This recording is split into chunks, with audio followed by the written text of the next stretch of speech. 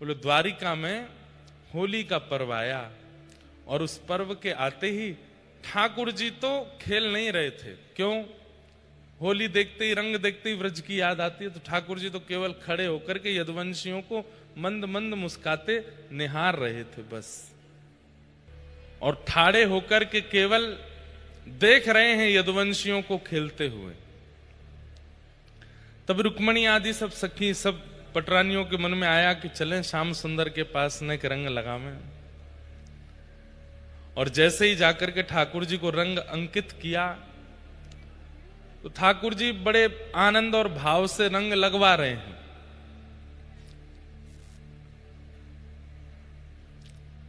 बस भैया छोड़ दो, हो जाएगा बाद में व्यवस्थित। बड़े आनंद से रंग लगवा रहे हैं, लेकिन थोड़ी देर में रुक्मणी आदि केवल रंग नहीं लगा रही हैं, थोड़ी देर में नेक नेक ठाकुर जी को छेड़न लगी, पीतांबरी खींचन लगी, कोई ठाकुर जी के केश में रंग डालन लगी। इतने में ही तो सत्यभामा जी ने जाकर के पिचकारी भर ली और दूर से पिचकारी मारी ठाकुर जी को। ठाकुर जी थोड़ी देर तक तो सहन करते रहे, देखते रहे। थोड़ी देर बाद बोले देख लो, मान जाओ, मैं अपनी पे आ गया तो फिर नहीं संभाल पाओगे।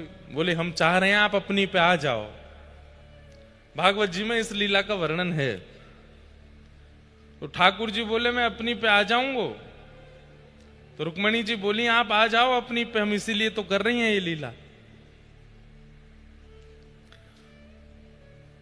कभी यहां से पिचकारी, अब बाहर के लोग जैसे होली खेलते हैं व्रज में, वो होली का स्वरूप नहीं है। बहुत बहुत अच्छी होली होती है व्रज की।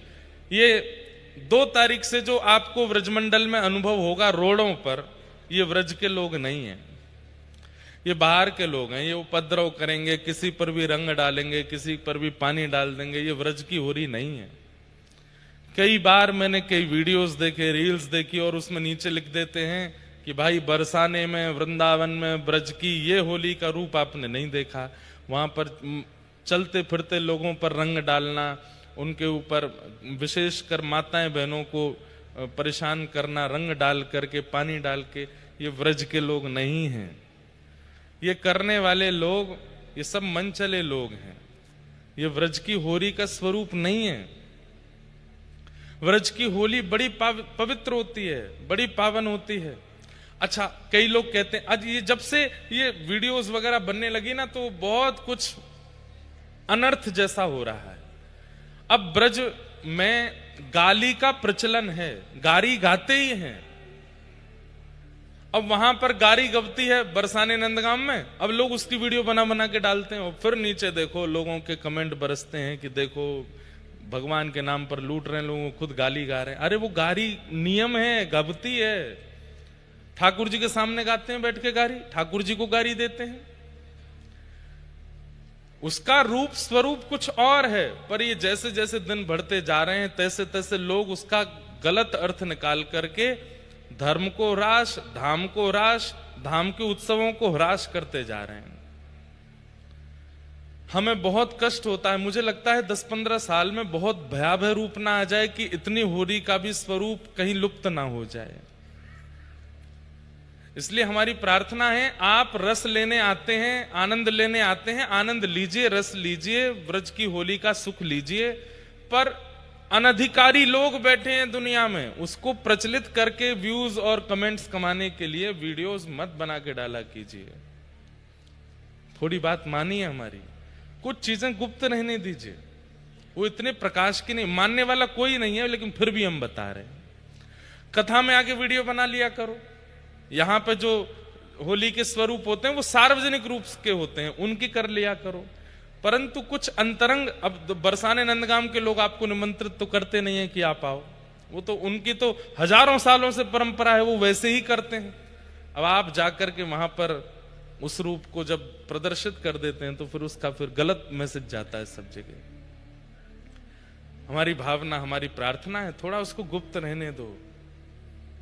वो लोग सामान्य मानवों की तरह नहीं जाते हैं। नंदगाम के लोग जब आते हैं तो यही सोच के आते हैं ध्वजा जी के रूप में श्री कृष्ण है, आगे ध्वजा चलती है, ये कन्हैया है, पीछे सबरे सखा हैं। और बरसाने की जितनी भी नारियां हैं वो सब सखियां हैं, ललिता विशाखा आदि सखियां हैं। ठाकुर जी को छेड़ना उनका काम है।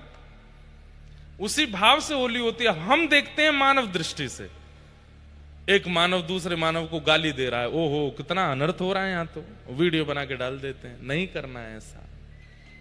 और जो बाहर रोडों पर जो क्रम चलता है, हमारी प्रार्थना, आज एकादशी है, रंग बनी एकादशी, एकादशी के बाद द्वादशी, त्रयोदशी, ये 2 दिन और आप 3 दिन और व्रज में रहिए। पूर्णिमा को तो अपने घर पर ही होली करिए, उस दिन व्रज में नहीं रहिए। व्रज की होली एक प्रकार से आज कल परसों में विश्राम है। हाँ, दाऊ जी में होली हुरंगा होगा बाद में, पर पूर्णिमा को तो होली आपको अपने घर ही करनी चाहिए। पर उस दिन इतनी भीड़ वृंदावन में हो जाती है कि हम लोग तो घर से ही नहीं निकल पाते और सब लोग रोडों पर होली खेलते हैं। होली के दिन ये हैं, और वृंदावन में आपको रंग लाने की आवश्यकता नहीं है, ठाकुर जी रंग डालते हैं। आप मत लाइए, आप पिचकारी मत चलाओ, ठाकुर जी को चलान दो। अगर यहां भी रंग डालना है, पिचकारी चलानी, तो आप अपने घर पे ही करो। यहां तो ठाकुर जी खेलते हैं होली, ठाकुर जी आनंद करते हैं, ठाकुर जी सुख लेते हैं। तो रुक्मणी आदि सब सखियां ठाकुर जी को घेर करके रंग लगा रही हैं, पिचकारी। ठाकुर जी थोड़ी देर तो सहन करते रहे, बोले देख लो मैं अपनी पे आ जाऊंगा। तो रुक्मणी बोली हम तो चाह रहे हैं आप अपनी पे आओ। और जैसे ही ठाकुर जी अपनी पर आए हैं, फेंटा बांधो। अब ठाकुर जी को मधुमंगल, श्रीदामा, तनसुखा, मनसुखा तो दिखे नहीं द्वारिका में, अकेले हैं श्याम सुंदर। हाँ, एक बलभद्र जी हैं जो व्रज से हैं। ठाकुर जी ने दाऊ दादा से की, दाऊ दादा आ जाओ, दारिकिन ने बता में अभी ये द्वारिका वारे अभी जाने ना है हम ब्रज। होरी को जन्म जहां भयो, होरी के त्योहार देखो, होली का प्रादुर्भाव तो प्रहलाद जी के चरित्र में हुआ, पर ये होली रंग का त्योहार और होली खेलने का जो भाव है, ये तो व्रज का स्वरूप, व्रज से प्रकट है। महाराज वर्णन करते हैं श्री सुखदेव जी भागवत में, ऐसी होली खेली कि चंद मिनटों में तो द्वारिका के लोग सब अपने अपने घरों में घुस गए। अकेले ठाकुर जी और दाऊ दादा हाथ में पिचकारी लेकर डोल रहे हैं, निकलो बाहर, बता मैं तुम्हें कहां ते दौड़ के आमे, कैसो रंग मारे, कहां ते कोई में पिचकारी, और पिचकारी लोग तन पे मार रहे हैं, ठाकुर जी तो सीधी आंख में मारे।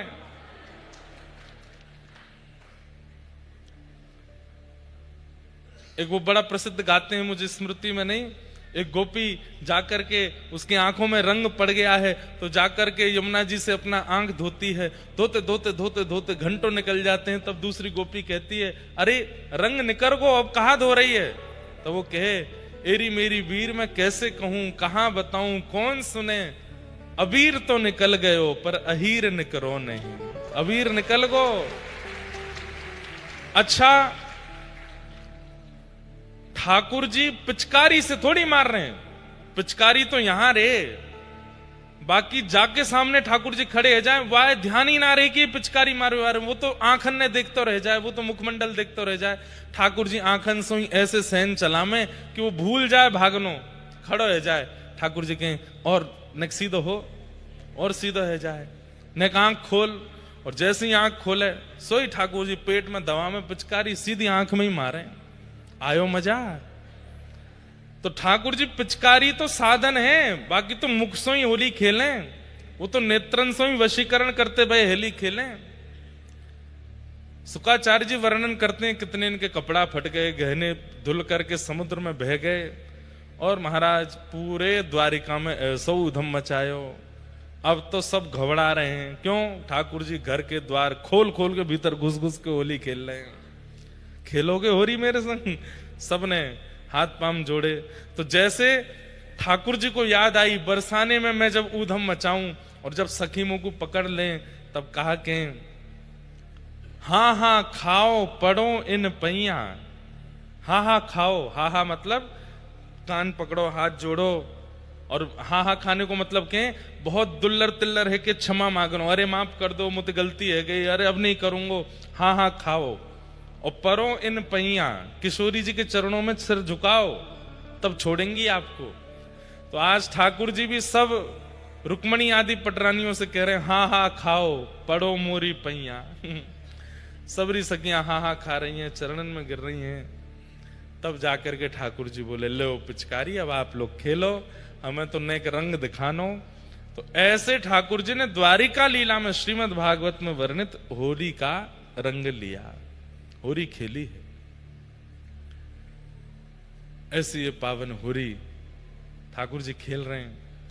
बस कोई अधिकारी बने। अच्छा देखो, सबसे ज्यादा पिचकारी और रंग मारवे पे कौन पे आनंद आवे, बताओ, ध्यान से सोच के बताना। सबसे ज्यादा रंग और पिचकारी किस पे डालने में सुख मिलता है? हैं? ना, ये तो घर की बात है। बचनो चाहते हो वहां पे, बचने सब चाहते हैं। देखो, विचार करने वाली बात है, बहुत सोचने वाली बात है। हैं? क्या कह रहे हो?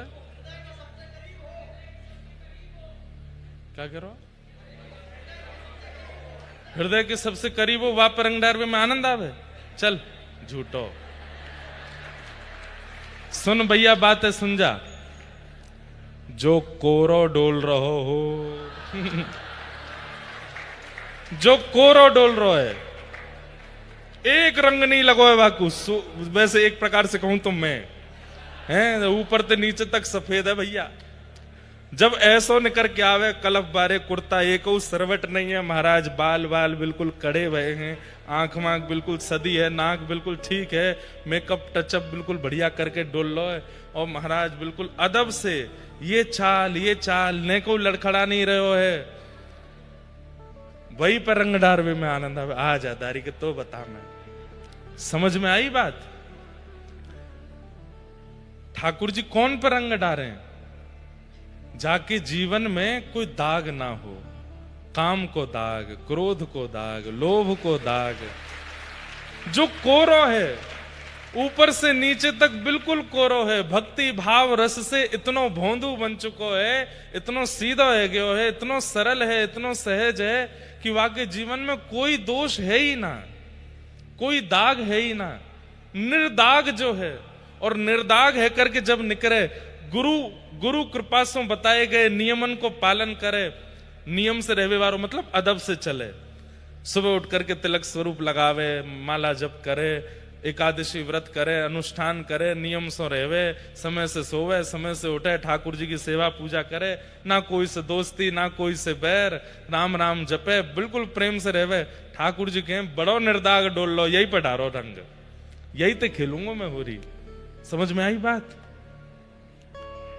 जो क्रोध में है, लोभ में है, संसार के प्रपंचों में है, विषय विषादों में है, ठाकुर जी के पहले तो ही रंग रंगे तया का रंगू में। लेकिन जो कोरो है वह ठाकुर जी ढूंढे हैं। मीराबाई कोरी हैं, मीराबाई कोरी हैं, इसलिए ठाकुर जी ढूंढ रहे हैं।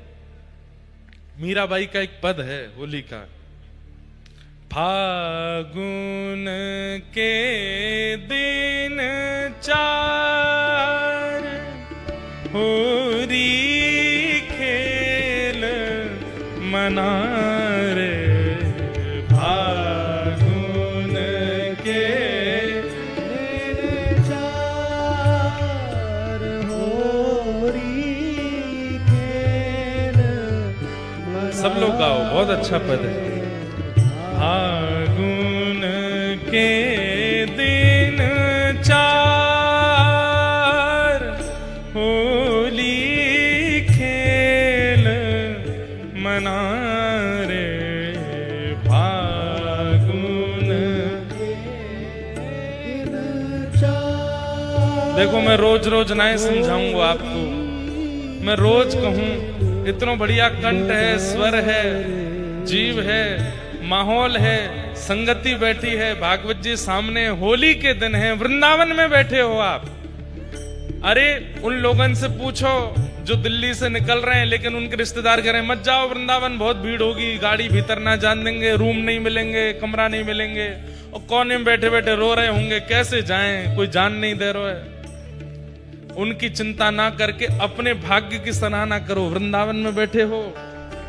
होली के दिनों पे बैठे हो। आज रंग भीनी एकादशी है। आज श्री प्रिया प्रियतम रंग खेलते खेलते खेलते खेलते इतने उमंग में भर जाएं कि पता नहीं चल रही है कौन श्याम सुंदर है, कौन किशोरी जी हैं। ठाकुर जी गोरे गोरे है गए, प्रिया जी कारी कारी है गई हैं। ऐसो आज को ये एकादशी को दिन है, यहां बैठे हो, शांत मत रहिए। अपने चित्त को, अभी भी 2 दिन 4 दिन हैं होली के, निर्दाग कर लो अपने आप को। ऐसे कोरे बन जाओ कि पड़ जाए रंग ठाकुर जी को। मीराबाई गा रही हैं, फागुन के दिन 4 होली खेल मना रे। फागुन के दिन 4 होली खेल मना रे। बिन कर ताल पखावज बाजे, बिन कर ताल पखावज कैसे अनहद की झंकार,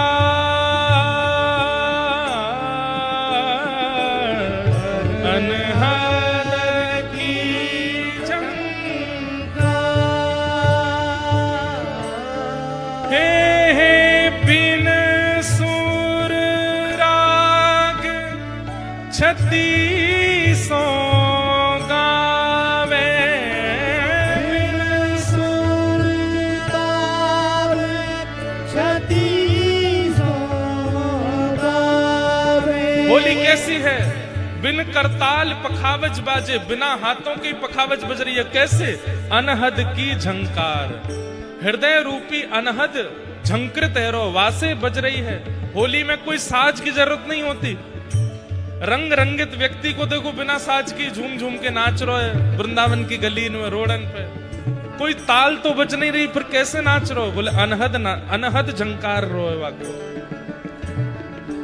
बिन सुर राग 36 गावे, बिन सुर ताल 36 गावे।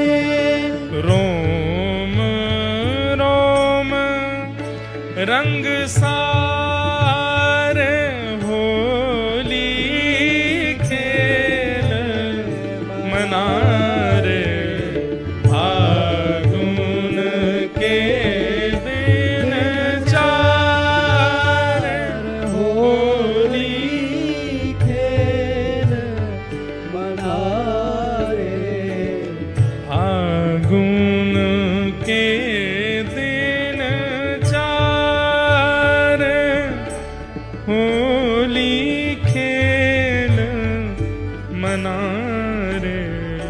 फागुन के दिन 4 होली खेल मना रे। उड़त गुलाल लाल भय बादल, उड़त गुलाल लाल भये बादल। उड़त गुलाल लाल भय बादल, उड़त गुलाल लाल भये बादल। बरसत रंग अपार, बरसत रंग अपार। हे मीरा के प्रभु की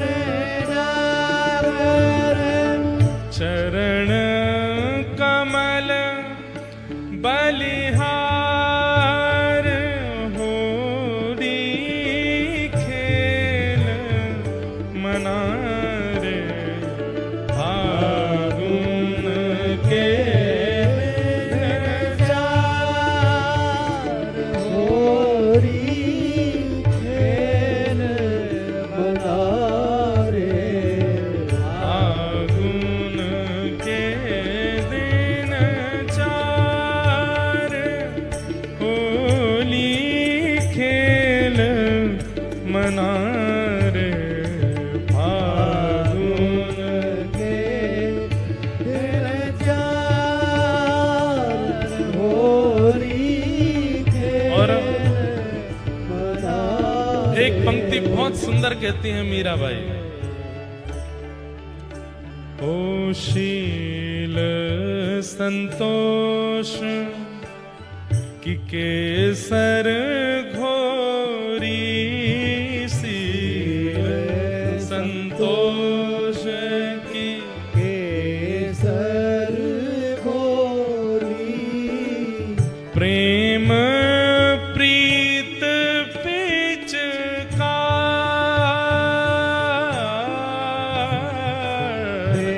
प्रेम प्रीत पिचकार। क्या कह रही हैं? समझने वाली बात है। शीलता और संतोष जो मिल रहा है सब में राजी हैं। शीलता मतलब अक्रोध, क्रोध नहीं है जीवन में। शील और संतोष की केसर घोरी, और पिचकारी क्या है? बोले प्रेम प्रीत पिचकार।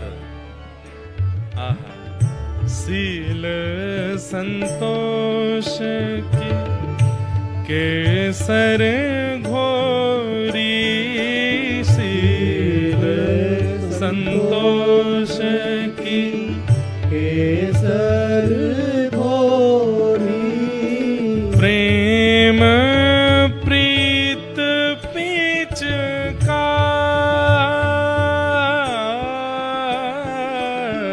प्रेम प्रीत पिचकार। और ये पंक्ति सब गाओ। भाई सा कह रहे हैं, घूंघट के पट खोल दिए हैं, घाट के बाट खोल दिए हाँ, घूंघट के पट खोल दिए हैं, घाट के बाट खोल दिए लोक लाज सब गार, होली खेल मना रे फागुन के दिन चार, होली खेल मना रे फागुन के दिन चार, होली खेल मना रे फागुन के दिन, फागुन के दिन, फागुन के दिन चार।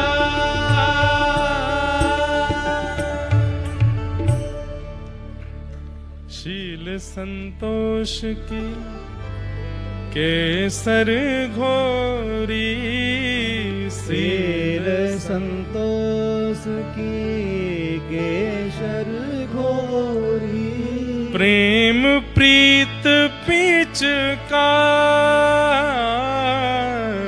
प्रेम प्रीत पिचकार। कैसी कोरी है मीराबाई, क्यों ना पड़े इन पर रंग। कितने सुंदर भाव हैं। कोई बाल्टी में तेसु को रंग या कछू ऐसे ही रंग मिलाए के नहीं डाल रही हैं ठाकुर जी पे। शील संतोष की केसर घोरी प्रेम प्रीत पिचकार। जब ऐसे भाव कहकर के मीराबाई खड़ी भई हैं, तब ठाकुर जी से कह रही हैं, घूंघट के पट खोल दिए। घूंघट क्या है? संसार के सारे बंधन। घूंघट क्या है? जिससे व्यक्ति प्रदर्शित ना होता हो, व्यक्ति दिखता ना हो, वो घूंघट है।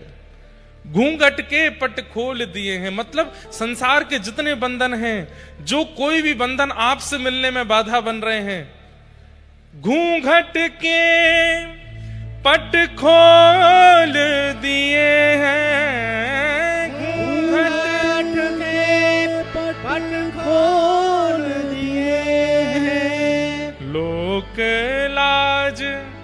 सब डार होरी खेल मनारे फागुन के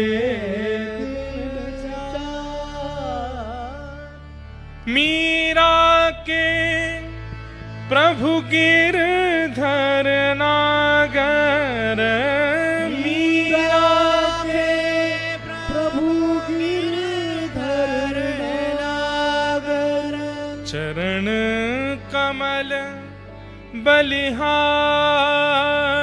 होरी खेल मनारे फागुन के दिन।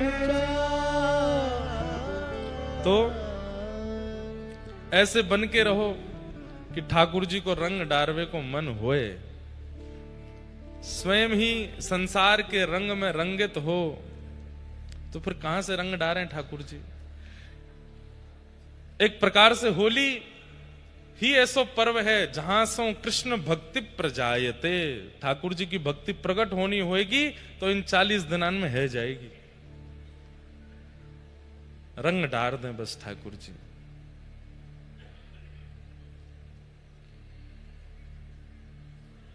खूब सुंदर भाव हैं होली के, एक से एक भाव हैं, सबको प्रणाम करते हैं।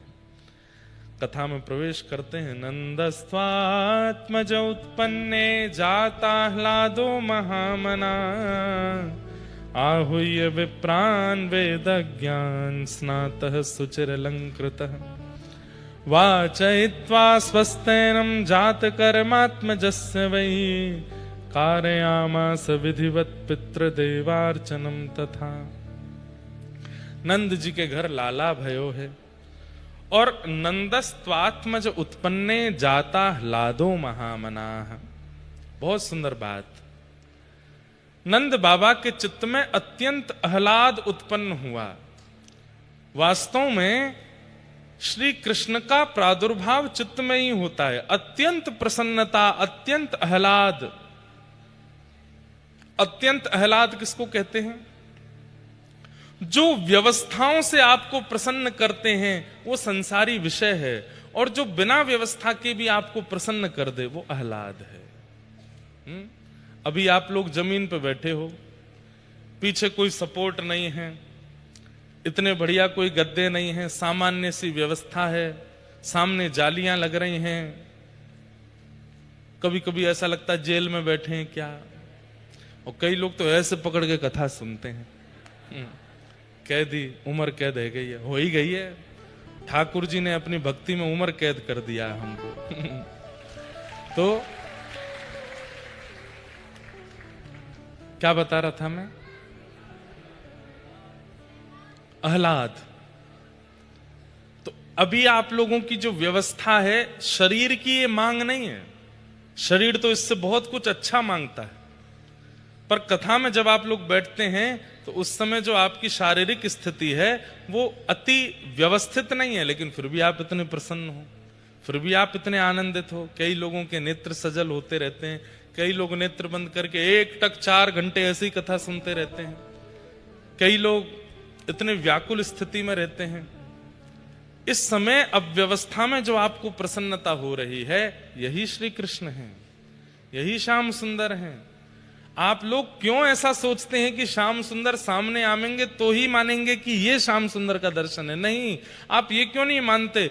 ऐसे किसी विवाह में नहीं बैठ सकते आप, ऐसे किसी के घर के जन्मोत्सव में नहीं बैठ सकते, ऐसे किसी के एनिवर्सरी पार्टी में नहीं बैठ सकते, ऐसे किसी भी सांसारिक लोक रंजन में आप नहीं बैठ सकते, लेकिन कथा में आप इतनी देर बैठ करके बिल्कुल अव्यवस्था में भी इतने प्रसन्न चित्त हो, इतना सुख आपको चित्त को मिल रहा है। ये कृष्ण नहीं है तो क्या है? ये कृष्ण ही तो है।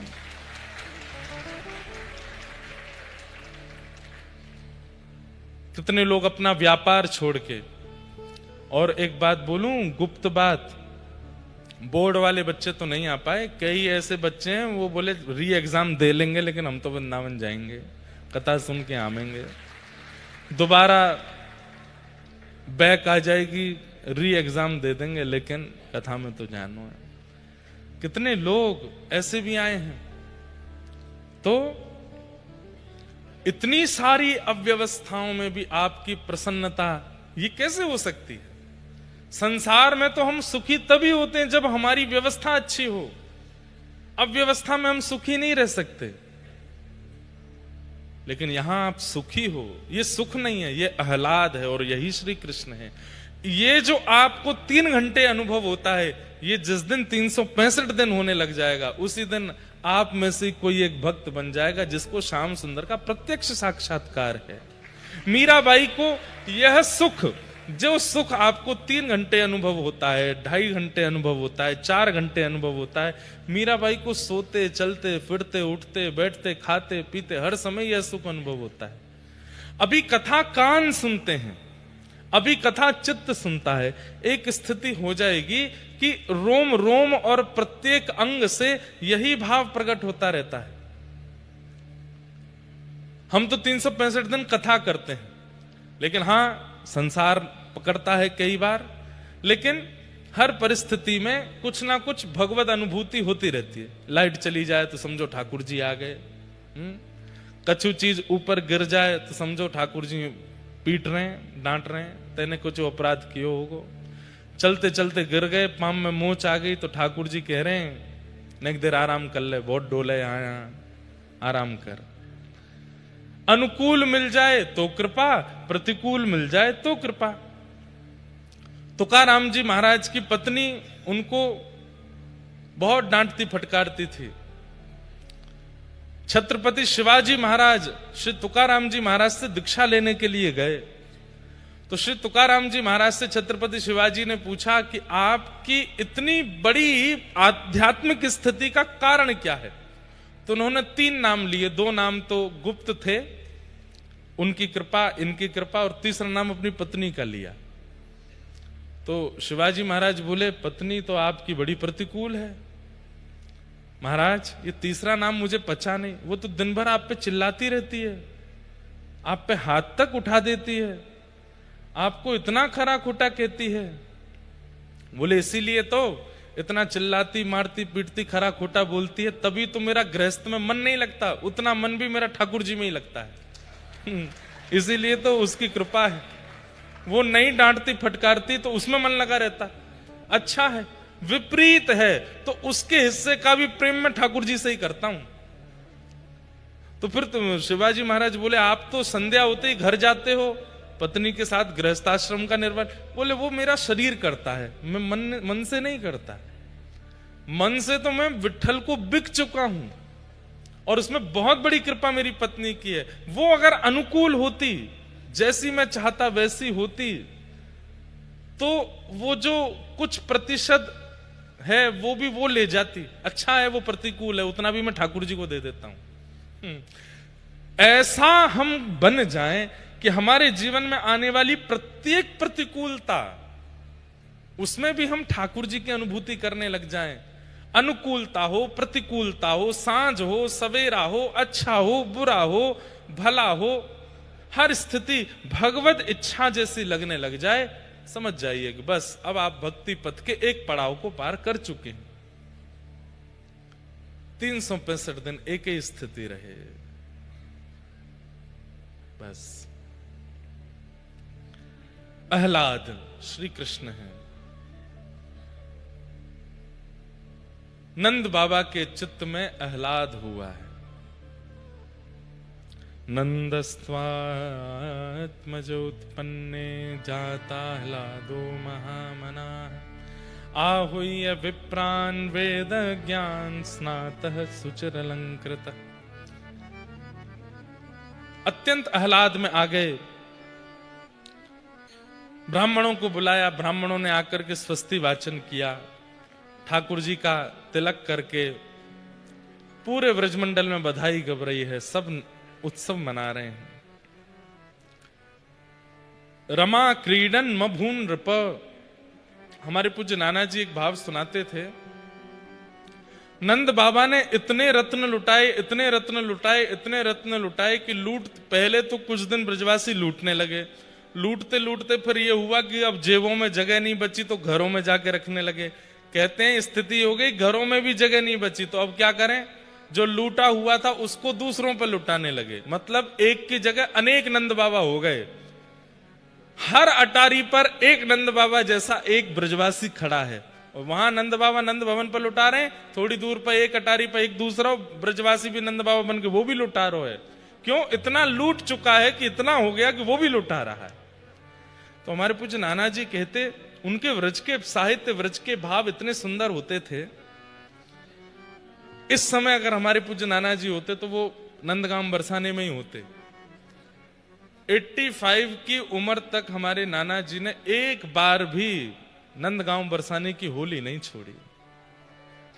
दुनिया के लोग वहां लठमार देखने जाते हैं, गारी सुनने जाते हैं, जो भी करने। हमारे नाना जी समाज सुनने जाते, समाज में गाते थे बैठ के। ऊपर समाज होती थी और समाज में एक पक्ष दो पक्ष आमने सामने बैठ करके हेरी है हो कर करके गाते थे। उसमें बैठ के नाना जी हमारे उसका रस लेते और रोते रहते। नंदगांव में श्री ठाकुर जी मंदिर से बाहर निकल के विराजते हैं होली के दिनों में, और फिर उनके सामने होली खेलते खेलते फिर वो नीचे गांव में आती है और लठ मार का रूप धारण होता है। हमारे नाना जी हर वर्ष जाते थे। ठाकुर जी के सखाई थे वो, कोई ऐसे अद्भुत भाव थे उनके। तो वे कह रहे हैं, लाला ये रमा क्रीडन मभून नृप को मतलब कहा है। मैंने कहा मतलब है नाना जी? बोले या को मतलब है कि लक्ष्मी नृत्य कर रही है ब्रजमंडल में। मैंने कहा अच्छा कैसे? अब या के पीछे भाव का है? तो हमारे नाना जी कहते, बोले लाला देख, अवतार जब ठाकुर जी लेवे ना तो अपनी दूसरी पत्नी को सुख देवे जामे। दूसरी पत्नी कौन है? भूदेवी, श्रीदेवी और भूदेवी। श्री हैं लक्ष्मी और भूदेवी पृथ्वी। तो ठाकुर जी सदा श्रीदेवी के पास रहे में, लेकिन जब अवतार लेके आमे तो भूदेवी पर कृपा करवे जामे। लेकिन यावार श्री कृष्ण इतने सुंदर इतने मनोहर बन के आए कि लक्ष्मी बोली ऐसे सुंदर श्याम सुंदर को स्पर्श या भूदेवी को मिलेगो तो वाके चित्त में ईर्ष्या आ गई, न प्रतिस्पर्धा आ गई। मैं ऐसा कहा करूं कि ये स्पर्श भूदेवी को नहीं मिले, मुंह को ही मिल जाए। तो लक्ष्मी साक्षात नंद बाबा के तहखाने में आके बैठ गई, और जैसे ही नंद बाबा ने लुटानो शुरू कियो, अब नंद बाबा तो ने की सोच के जाते कि इतना ही लुटाऊंगो, लेकिन लौट के आके देखते तो तिजोरी भरी पड़ी है, तो सोचते ने और लुटाए दूं। लो फिर लौट गया तो फिर भरी पड़ी है, तो इतनो लुटायो इतनो लुटायो इतनो लुटायो इतनो लुटायो कि ब्रजवासी लूटते लूटते हार गए। ब्रजवासी इनके घर भर गए, ब्रजवासी लुटान लगे। एक स्थिति ऐसी आई कि अब लूटवे वारे नहीं बचे, सब लुटावे को खड़े हैं। जो नीचे खड़े हैं वो सब भी अपनी अटारीन पे पहुंच गए, क्योंकि उन पे भी इतने सामान है लुटावे को। तब स्थिति क्या हुई? बोले लुटाते लुटाते रत्न जवाहरात आदि आदि सब सामग्रियां व्रजमंडल की रज में मंडित हो गईं। जय हो। आज श्रीमद् भागवत के मर्मज्ञ एवं ब्रज के अनेक विद्यार्थियों के और हमारे भी गुरुदेव श्री नेत्रपाल शास्त्री गुरु जी पधारे हैं। आपको बारंबार प्रणाम, बारंबार वंदन। जय।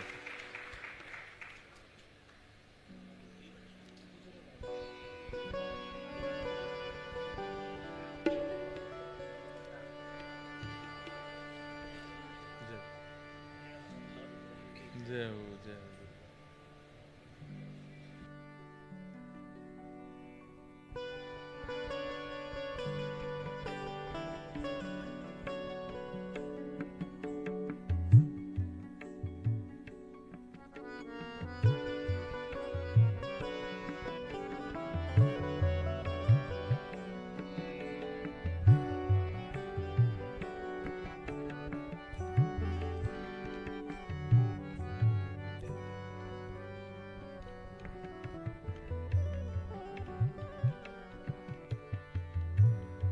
तो नंद बाबा ने इतनो लुटायो कि ब्रजवासी लुटान लगे, लूटवे वारे लुटावे की स्थिति में आ गए। और इतनो लुटायो कि संपूर्ण ब्रजमंडल में अब लूटवे वारे नहीं बचे, सब लुटावे वारे हैं। तो कहा भयो, लुटाते लुटाते जितने रत्न जवाहरात हीरे आदि माणिक सब ब्रजमंडल में छा गए। जा भूदेवी को सुख देवे के लिए श्री ठाकुर जी आए हैं। अब भूदेवी श्रीदेवी दोनों एक साथ रह गई हैं। रमा क्रीडन मभून नृप, पूरे व्रजमंडल की रज को, पूरे व्रजमंडल की धरा को रमा ने भी आच्छादित कियो है, लक्ष्मी ने भी आच्छादित कियो। ठाकुर जी को प्रादुर्भाव भयो। 6 दिना बाद एक राक्षसी आई, जाको नाम है पूतना। रूप बदल करके आई, अति सुंदर रूप धारण करके आई। सब वाक्य रूप को देखवे के काजे मोहित है गए। कोई वाक्य नेत्र देख रो, कोई चाल देख रो, कोई वाक्य वस्त्र देख रो, कोई वाक्य मुस्कान देख रो, कोई वाक्य बोली सुन रो है। ऐसी सुंदरी पूतना कि सब वाक्य रूप में मोहित है गए। पूतना को अर्थ कहा है, भक्ति में आने वाली सबसे पहली बाधा। भक्ति में आने वाली सबसे पहली बाधा क्या है? किसी व्यक्ति के स्वभाव को बिना जाने उसके प्रभाव पर आकर्षित होना। ये भक्त इतनी जल्दी प्रभाव से आकर्षित नहीं होते। सब लोग सावधानी से सुनिए, इधर देखो। भक्त का एक स्वभाव होता है, भैया नाम जप करते हो, तिलक स्वरूप लगाते हो, कथाएं सुनते हो, तो आपके अंदर उसके कुछ लक्षण आने चाहिए। और उसमें एक लक्षण यह भी है कि नित्य कथा सुनने वाला व्यक्ति प्रभाव से प्रभावित नहीं होता। कोई बहुत प्रभावशाली उसके सामने प्रभाव दिखाने लग जाए तो वो उससे आकर्षित नहीं होता। भक्त तो स्वभाव से आकर्षित होता है। कई बार हमसे भी कथा कराने वाले लोग आते हैं तो हमको बहुत प्रभाव दिखा देते हैं। हम इतना बड़ा पंडाल बनाएंगे, इतना प्रचार करेंगे, ये करेंगे, वो करेंगे, आपको ये वाली गाड़ी दे देंगे, ये इतने पैसा दक्षिणा दे देंगे, ये कर देंगे। हम सीधे पूछते हैं बदले में क्या, ये बताओ। बदले में महाराज जी हमारा प्रचार कर देना, थोड़ा चुनाव आ रहे हैं। प्रभाव दिखा करके कोई आप किसी के प्रभाव पर आकर्षित यदि हो रहे हो तो आप कहीं ना कहीं भजन नहीं करते हो, आप कथा नहीं सुनते हो, इसलिए आप प्रभाव पर प्रभावित हो रहे हो। आज से 4-5 वर्ष पहले वो कथा भी हुई है यमुना जी के तट पर। जमुना दास की कुटिया में यजमान भी बैठे हैं उस कथा के, मधुसूदन अग्रवाल जी। और महाराज सवेरे 3:30 बजे से कथा हो रही है। कथा सुनवे कौन आ रहे हैं? 5 लोग हैं, 3 गैया हैं, 2 कुत्ता हैं और कम से कम 50 मक्खी हैं और 150 मच्छर हैं और एक और आए, 2 छपकली और थी। वह कुटिया में मुझे आज भी याद है, छप्पर बिल्कुल वैसी कुटिया, और कोविड का टाइम, बाहर निकलना अलाउ नहीं था तो हम रात में ही कथा कर देते थे 3 से 6, 7। तो 2 दिना तो बढ़िया चलो, तीसरे दिना हमारे पंडित जी 2 पाठ कर रहे थे तो उनके पीछे से भूसा में से एक, वो झाड़ में से एक छपकली निकल आई। अब कथा तो मैं भूल गया हूं, वही देखूं तो मैंने इशारा किया, मैंने कि यार भगवाओ कथा नहीं होगी। तो वो हंसने लगे। मैंने हंस क्यों रहे हो? बोले महाराज जी एक भाग जाएगी, यहाँ तो 150 हैं। मैंने कि यार 150 छिपकली यहाँ पे? तो बोले तो और कहा, जमुना जी को तट है, सामान्य सी कुटिया है। तो फिर वहां 2 दिखी, इसलिए 2 श्रोता बता रहा हूं मैं। उन श्रोताओं के बीच में भी कथा हुई। वो बिल्कुल प्रभावशाली कथा नहीं थी, स्वभावशाली कथा थी। और अब तो हम चाह के नहीं कर पा रहे हैं, लेकिन मैं करूंगा, मैं मानूंगा नहीं। एक तो वैसी कथा मुझे करनी है फिर से, जहां माइक नहीं होता, लाइट नहीं होती, आकाश के नीचे बैठते हैं, प्रेम से बिल्कुल सुंदर चर्चा होती है, कुछ लोग बैठ करके सुनते हैं, इतना सुख मिलता है उसमें, उसका एक आनंद अलग है। प्रभाव से आकर्षित होना ये एक प्रकार से पूतना का आपके भक्ति रूपी नंद ग्राम में आगमन है। आपके हृदय रूपी भक्ति के गोकुल में पूतना का आगमन किसी के प्रभाव से अगर आप आकर्षित हो रहे हो तो, चाहे जितने प्रभाव डाल दे व्यक्ति, आप स्वभाव ही देखते हो। सब लोग इधर देखो, ध्यान से सुनो। कुछ ब्रजवासी पूतना पर मोहित होते चले गए, उसके रूप लटके झटके देखने लगे। पूतना ने जाकर के जैसे ही भीतर प्रवेश किया, यशोदा मैया ने देखा अति सुंदर है। अब ये सब कथाएं तो सबको पता है, पर मेरे मन में एक भाव आता है कि यशोदा मैया तो आचार्या हैं, यशोदा मैया तो आचार्या हैं, और आचार्य जानता है कि ठाकुर जी किसको पधराने चाहिए किसको नहीं पधराने चाहिए, तो फिर पूतना की गोद में ठाकुर जी कैसे दे दिए? तो फिर मन में भाव आता है आचार्य हैं, पर आचार्य यह भी तो करता है किसको देने चाहिए किसको नहीं देने चाहिए, यह भाव आचार्य का होता है। पर आचार्य का एक स्वभाव और होता है, क्या कि अगर कोई अयोग्य है और वो सन्मुख आकर के बैठ गया है, तो आचार्य उस पर कृपा करके फिर उसको भी ठाकुर जी का बनाते हैं, तभी तो वो आचार्य हैं। मतलब आचार्य उसको थोड़ी कहते हैं जो केवल सुधरे सुधरों को चुने और ठाकुर जी की शरणागति करावे। आचार्य वह है जो ठाकुर जी से कोसों दूर है, लेकिन उसके भी एक गुण को देख करके उसको ठाकुर जी के सन्मुख ले जावे, वही तो आचार्य है। पूतना को देख करके यशोदा मैया पहचान गई है कि अधिकारी नहीं है, लेकिन उसी समय यशोदा मैया ने आचार्य रूप धारण करके मन में विचार किया, कोई इतना समीप आकर के ठाकुर जी के और फिर भी ठाकुर जी से वंचित हो जाए, इससे तो फिर भक्त सृष्टि पर एक अविश्वास हो जाएगा कि बताओ पूतना इतनी पास पहुंच करके भी ठाकुर जी को गोद में नहीं ले पाई, हम लोग प्रयास करके पास पहुंच जाएंगे तो हम कैसे प्राप्त करेंगे? इतनी समीप आ गई है। तब यशोदा मैया ने विचार किया कि अब इस पर कृपा होनी चाहिए, और ठाकुर जी उसकी गोद में पधरा दिए। श्रीमद रामानुजाचार्य भगवान, आपने जब देखा रंगनाथ भगवान की सवारी निकल रही थी, प्रसिद्ध कथा है, बहुत ध्यान से सुनना।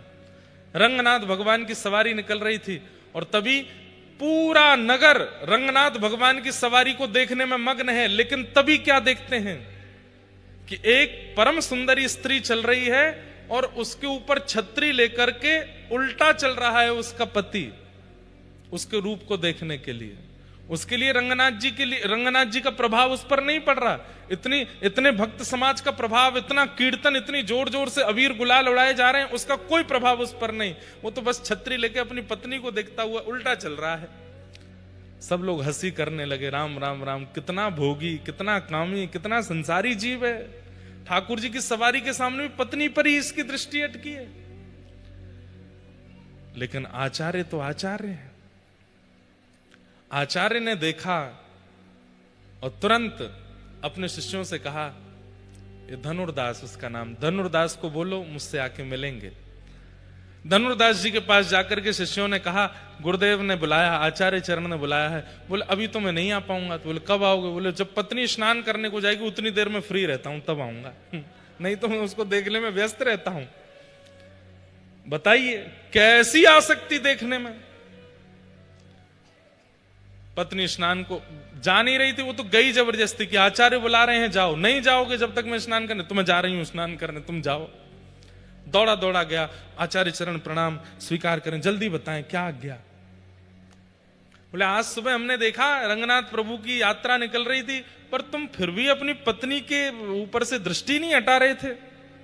क्या करूं महाराज, इतनी सुंदर है वो, उसके रूप के आगे मुझे कोई भाता नहीं।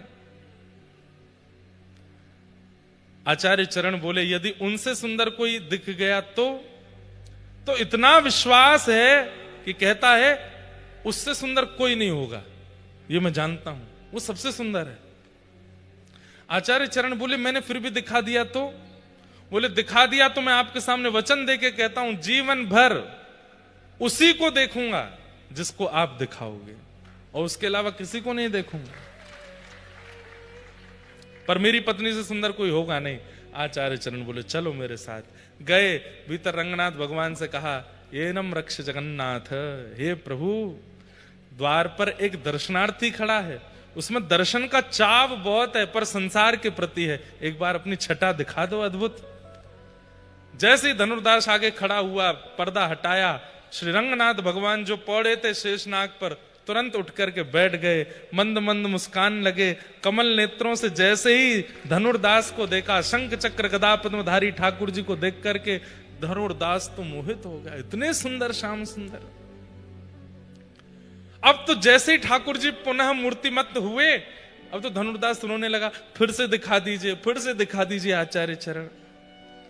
बोले क्षण भर तो इसलिए दिखाया ताकि ये दर्शन की लालसा तेरे चित्त में आ जाए।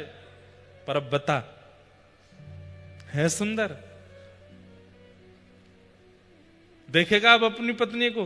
बोले महाराज मेरी पत्नी तो सुंदरता की सिंधु यानी कि समुद्र की एक बिंदु के समान है। सिंधु तो ये सामने बैठे हैं। आज के बाद जीवन पर्यंत मैं क्या, अपनी पत्नी को भी हम दोनों अपने नेत्रों से केवल इन्हीं को निहारेंगे और किसी को नहीं।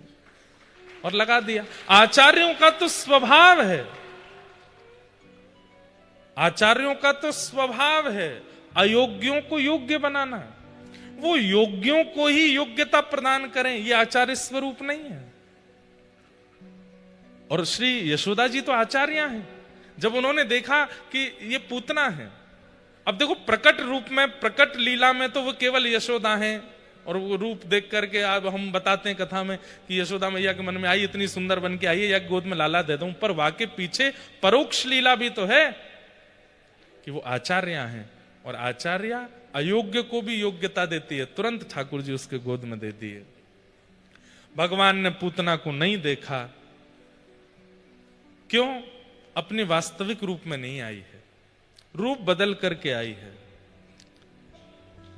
रूप मत बदलिए, जैसे हो वैसे ठाकुर जी के आगे प्रस्तुत हो जाया करो, जैसे हो वैसे ही ठाकुर जी के सन्मुख आ जाया करो। भगवान ने मुख नहीं देखा, जैसे पयोधर मुख में पधराया पूतना ने, आहा,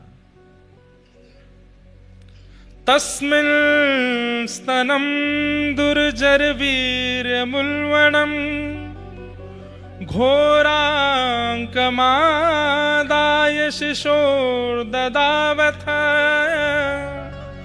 गाढं कराभ्यां भगवान् प्रपीड्यत प्राणैः समं रोषसमन्वितोऽपिवत्।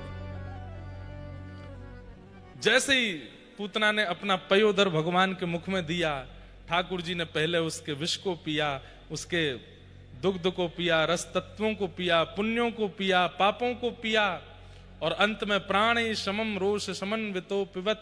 जैसे ही प्राण पीने प्रारंभ किए, पूतना का तो रूप जो स्वरूप था वो विकराल होने लगा, विचित्र होने लगी, विकराल रूप धारण कर लिया, राक्षसी रूप में प्रकट हो गई पूतना। और जब राक्षसी रूप में आई तब ठाकुर जी ने अपनी दोनों भुजा हटाई। बोला हाँ अब बढ़िया लग रही है, जैसी है वैसी दिख रही है। अब कम से कम रूप तो ना बदलो तेने। हमारा यहां पर भाव या फिर आचार्यों का भी भाव श्रृंगार से नहीं है। ठाकुर जी को श्रृंगार प्रिय नहीं है ऐसी बात नहीं, यहां पर स्वभाव की बात है। जो लोग होते तो पाखंडी हैं, होते तो आडंबरी हैं, होते तो दुष्ट प्रवृत्ति के हैं, होते तो काम क्रोध स्थिति में हैं, लेकिन दिखाते ऐसे हैं कि उनसे ज्यादा सज्जन कोई नहीं है। ऐसे लोग पूतना है ठाकुर जी के लिए। सब लोग इधर देखिए, वार्ता नहीं करिए, अलम विषय वार्ताया, कथा में कोई वार्ता नहीं।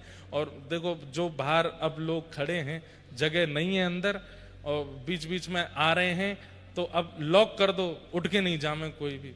बीच में कई लोग आते हैं, थोड़ी बहुत देर सुन के फिर चले जाते हैं, सबको डिस्टर्ब होता है। और अब अगर हो सके तो बाहर ही बैठवा दो, भीतर जगह कम है।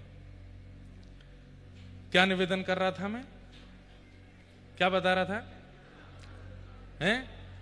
हाँ पूतना, वाह भैया तुमने तो बहुत बढ़िया। सुनो पूतना, 1.5 घंटा तो मैं वही बोल रहा हूं पूतना। क्या विषय क्या बोल रहे थे? हैं? छोड़ो, हम खुद ही सोच लेते हैं। भगवान ने हाँ अपने वास्तविक रूप में आई, तब ठाकुर जी ने उसको देखा। तो लोग अपना रूप बदल लेते हैं। वास्तविक विशेष रूप से आप हैं तो क्रोधी, हैं तो लोभी, हैं तो ईर्ष्यालु, हैं तो छल दल सब भरा पड़ा है, लेकिन दिखाएंगे क्या? किसी व्यक्ति से ईर्ष्या करते हैं, लेकिन वही व्यक्ति सामने आ जाए तो दुल्लर तिल्लर होके पांव छू रहे हैं उसको हृदय से लगा रहे हैं, अरे तुमसे ज्यादा।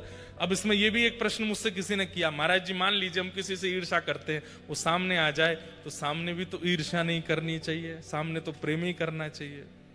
हमने कहा उसके व्यक्ति के सामने तो आप प्रेम ही प्रस्तुत करो, पर ठाकुर जी के सामने बता दो, नाथ मेरे अंदर इसके प्रति ईर्ष्या है, कृपा करके इस ईर्ष्या दोष को निकाल दीजिए।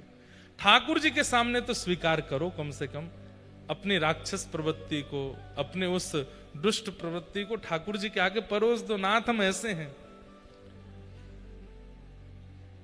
कौन कुटिल खल कामी मौसम, कौन कुटिल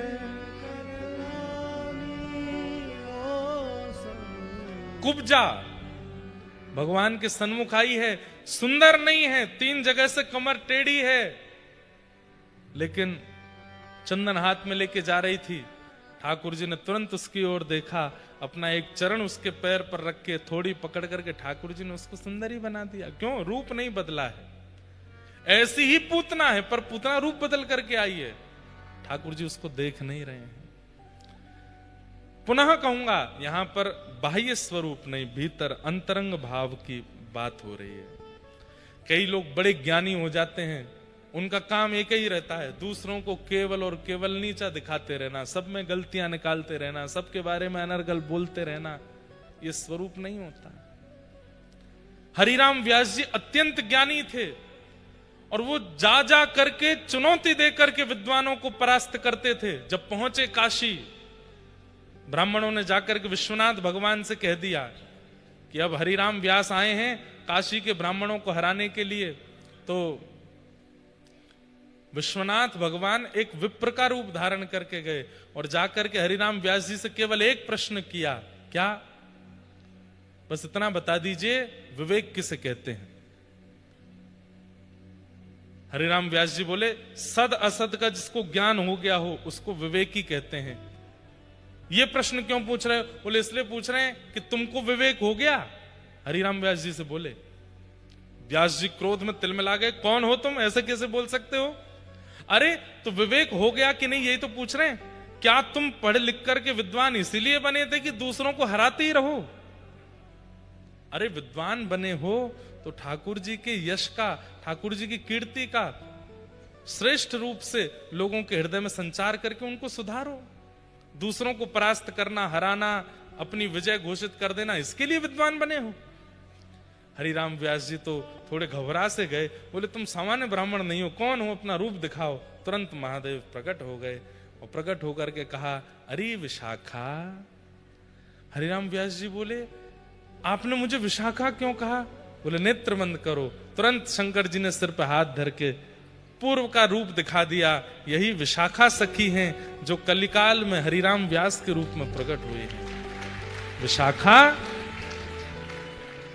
तुम हरिराम व्यास जी के रूप में आई हो, विद्वान बनकर के इसलिए आई हो ताकि व्रज का प्रचार करो, व्रज का रस के उत्थान करो। जाओ व्रजमंडल, ये लोगों को हराना, दोष निकालना, उनको परास्त करना, इसके लिए विद्वान नहीं बने हो तुम व्रज का प्रकाश करने के लिए विद्वान बने हो। पहुंच जाओ वृंदावन। हरिराम व्यास जी वृंदावन आए। आहा,